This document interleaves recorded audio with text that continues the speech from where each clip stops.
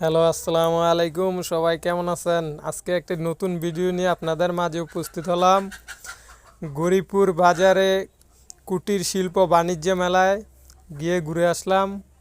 বাণিজ্য মেলা অনেক ধরনের সুন্দর সুন্দর স্টল আসছে। এই যে আপনারা দেখেন ভিডিওটা, আপনাদেরকে দেখানোর জন্যই অনেক সুন্দর আকর্ষণীয় জিনিসপত্র নিয়ে উপস্থিত হয়েছে।